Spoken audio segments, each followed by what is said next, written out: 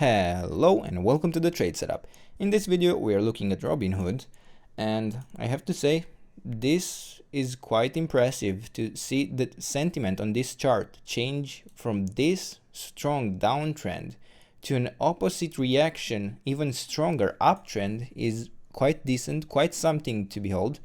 But regardless of that, here on this chart we have a wave 1 up, a wave 2 down, and then another 1-2 setup, and I believe this is a larger third wave to the upside.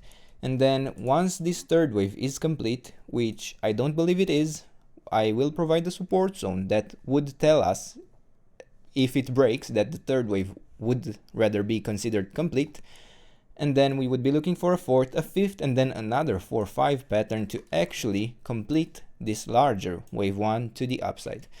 Now in this third wave that we are tracking, I see this movement as a wave 1 up, a wave 2 down, third wave up, fourth wave down, and this would be a pretty extended fifth wave, and that is totally fine. It is after all within the third wave of a third wave, so an extension, a large extension in the fifth wave is not uncommon at all.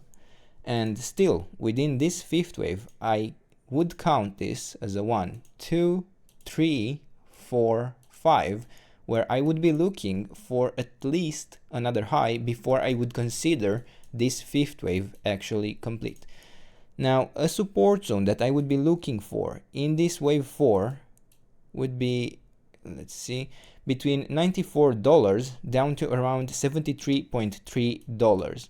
And one other thing I want to mention about this fifth wave to the upside, I could count it as a 1 here, as a wave 1. I could realistically also see it happen as more of a series of 1, 2, 1, 2, 1, 2, 1, 2, or maybe just a double 1, 2, 1, 2 setup. But overall, we are still looking for a substantial fifth wave to the upside that will take us to new all-time highs, regardless if we have a series of 1-2 setups here or if it's just the one.